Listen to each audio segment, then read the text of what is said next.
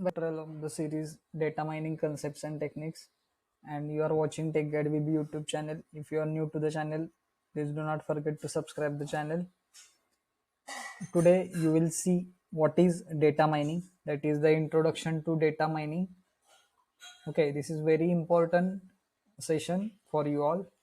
So do watch till the end, and you will understand the importance of data mining and what is exactly the data mining is. So before going to start what is data mining is, you need to understand the why data mining and what is the need of data mining. So that is the motivation here, motivation for data mining. So why data mining? The explosive growth of data from terabytes to yottabytes, that is 1000 raised to 4 to 1000 raised to 8 is there in day-to-day world. So data collection and data availability is very important factor. Automated data collection tools are there and database systems are there for data collection and data availability, and web is also there for data collection and data availability purpose. So explosive growth of data is main concern. Then the major sources of abundant data are what? There are many sources, major sources of data, that is business, that may be a web, e-commerce or transactions or stocks business, etc. Many businesses are there from which the data is generating day by day. Then the next major source is science, that is bioinformatics, scientific simulations, medical research, etc. The science related sources are there from which the abundant data is been generating. Then the society and everyone, that is we can say the social media or media in general, that is news, digital cameras, etc. is generating huge amount of data. So these are major sources of abundant data. Then the data rich but information poor, as there are many sources which is generating abundant data, huge amount of data, so it becomes the data rich, but the information from which we are getting is very poor, because this is not the decision support data which we have got. This is only a raw data which in many ways may be a useless or informationless. So information poor is the problem here. Okay, what does those data mean or how to analyze that data? This is a very important problem. So data mining is one of the technique for which we can analyze that data. So automated analysis of massive data sets we can do in the data mining. So this is the need of data mining, why data mining is there. Okay, then we will see here the in short the evolution of database technologies.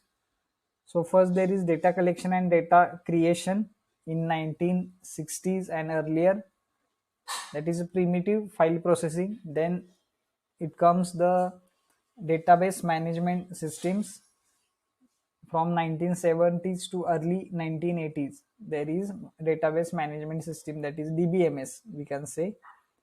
So in that, the hierarchical and network database systems, relational database, RDBMS, then data modeling tools are there, indexing, query languages, SQL like, etc. languages are there. Then OLTP is there.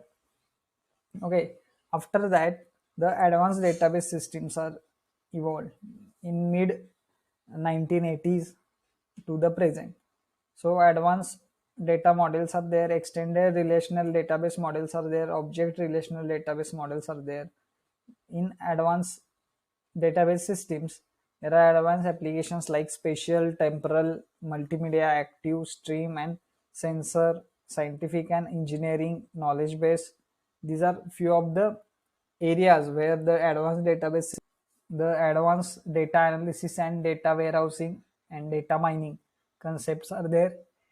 1980s to present, this evolution is there. That is data warehouse and OLAP, data mining and knowledge discovery, generalization, classification, association, clustering, frequent pattern and structured pattern analysis, outlier analysis, trend and deviation analysis, etc. is there. Advanced data mining applications are there, which includes the stream data mining, biodata mining, time series analysis, text mining, web mining, intrusion detection, etc. So data mining and society. The privacy preserving data mining applications are there in the advanced data analysis, that is data warehousing and data mining. And also there is a web-based databases in 1990s to present, XML databases, XML based databases, then integration with information retrieval and data, and information integration is there in web-based databases. And from this all three advanced types of database management systems, there is a new generation of integration data and information systems. That is the future part is there. Okay. So our main question is, what is data mining basically, and how we can understand the concept of data mining. So data mining, it basically comes from the knowledge discovery from data. Okay. Extraction of interesting means what? Non-trivial, implicit, previously unknown, and potentially useful patterns or knowledge from huge amount of data. So data mining, a misnomer. So what is exactly a data mining? It is the process of extracting of interesting patterns. Extraction of interesting pattern, that is useful patterns or knowledge from huge amount of data. This is the basically a data mining is. Okay, I think you have understood what is data mining is.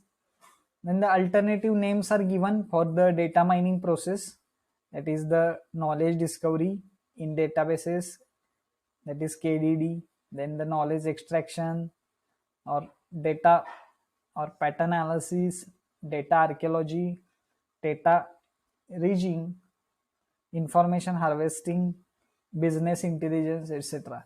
These are the alternative names given to data mining process. Okay. In all, it is called as a data mining. So I think you have understood whole process here. Then what are the potential applications of data mining in various fields? In data analysis and decision support, there are many applications like market analysis and management, which includes the target marketing, customer relationship management, CRM, market basket analysis, cross selling, and market segmentation.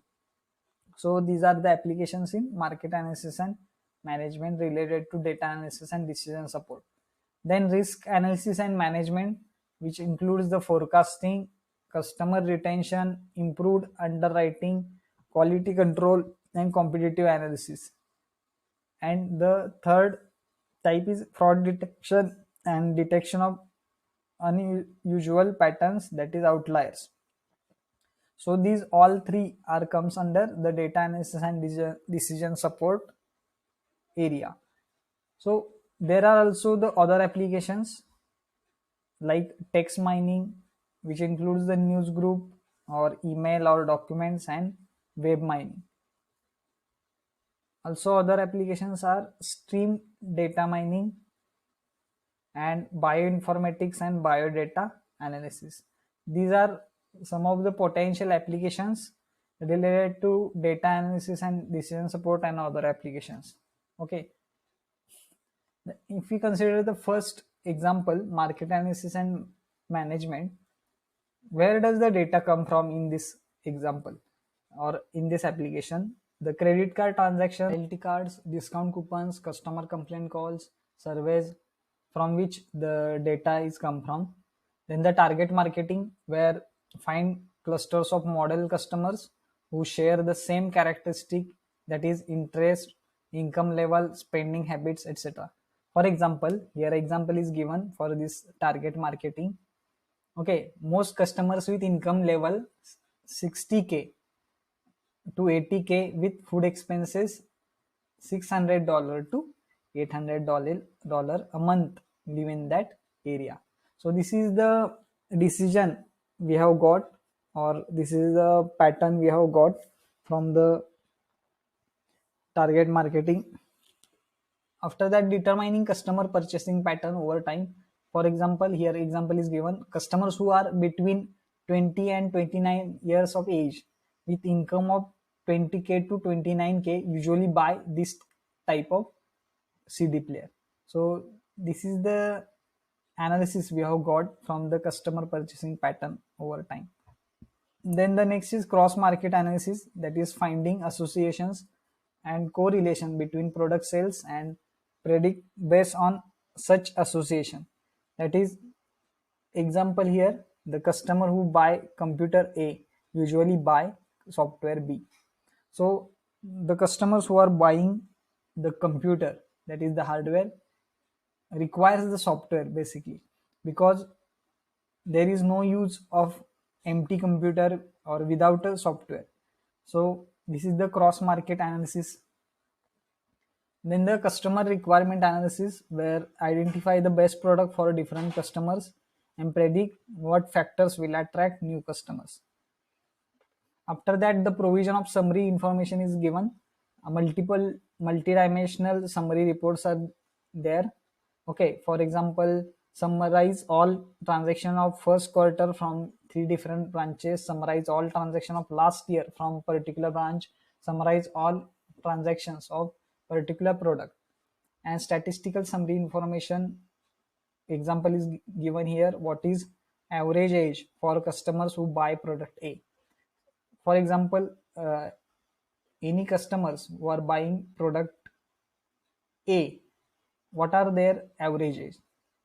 So statistical summary information is here. Then the fraud detection, find outliers of usual, unusual transactions. And finding financial planning, that is summarize and compare the resource and spending. So in financial planning, we can do this. Okay, this is the example of market analysis and management. So after that, we will see the knowledge discovery process. Okay, the database is here. Okay, this process starts from this database. Okay, after that, the cleaning and integration is done, that is the pre-processing. And data warehouse we can generate from the flat files. On the data warehouse, we can do the selection and transformation to generate a data mining model. Okay, and on the data mining model, we are evaluating and presenting patterns. Okay, from the data mining we can generate the different patterns, and from the patterns we can generate the knowledge. Okay, this is the whole the knowledge discovery process is there, and it starts from the basic database to knowledge creation. After that, the KDD process, several key steps are there which we have seen earlier. Okay, learning the application domain, that is relevant prior knowledge and goals of application. Then identifying target data set, that is data selection is there. But the data processing is very important, and it has several key steps. That is data cleaning, means the remove the noise and inconsistent data. Data integration, multiple data sources may be combined. Data selection means data relevant to analysis task are retrieved from database. Data transformation, that is, it means the data transform or consolidated into forms appropriate for data mining. These all processes we have seen in the data pre-processing part, which is comes earlier in the series. Okay, you can watch that videos also. After that, the data mining process comes. That is an essential process where intelligent methods are applied to extract data patterns. This is the purpose of data mining. Then after data mining, we can do the pattern evaluation, identify the truly interesting patterns. Then we can do the knowledge representation or presentation. Mine knowledge is presented to the user with visualization or representation techniques. That is the graph theory we can use to represent the knowledge. Here we can use the discovered knowledge for decision making. So the typical data mining system architecture is there. First there is a storing of data, then fetching the combined data, then turn data into meaningful groups according to domain knowledge. Then we can do the perform mining task and finding the interesting patterns and interact with the end user. This is the typical data mining system architecture which we have seen in this diagram. Okay, from the database, data warehouse, www, that is World Wide Web, and other information repositories, we can do the data mining or data pre-processing. After that we can do the data mining and pattern evaluation, and we can interact with the user information. Here the pattern evaluation and data mining is concerned with the knowledge base. Okay, that is the KDD process. Now after that we will see the confluence of multiple disciplines on the data mining. Data mining cannot do everything separately because it is the combined process, or it is combined from multiple disciplines like database technology, statistics, machine learning, other disciplines, visualization and information science. This all disciplines combines the data mining. Okay, on what kind of data we can do the data mining? Database oriented data sets and applications, that is relational database, data warehouse and transactional database.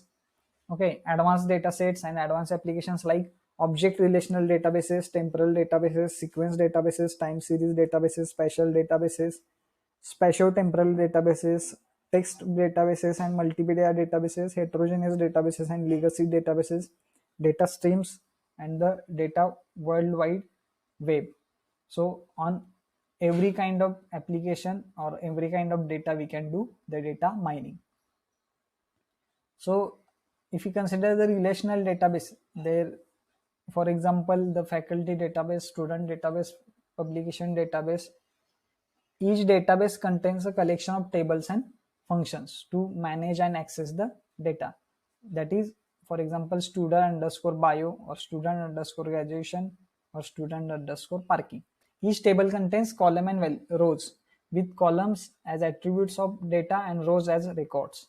And tables can be used to represent the relationships between or among multiple tables. So this is the relational databases. You have already know what is relational databases. So this is the diagrammatical view given for the relational databases, that is for the electronics store. Okay, this kind of data is there and tables are there. Then with relational query language, for example SQL, we will be able to find the answers to questions such as how many items were sold last year, who has earned commissions higher than 10%, what is the total sales of last month for Dell laptops.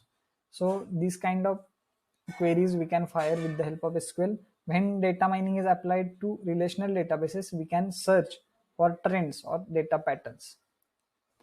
Okay, on relational databases, when we apply the data mining, we can find the trends or patterns, data patterns.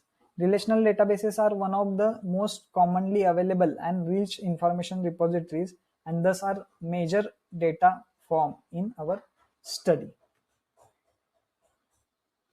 Okay, what are the data warehouses? We have already seen, but in short we will see here a repository of information collected from multiple sources and stored under a unified schema that usually resides at a single site.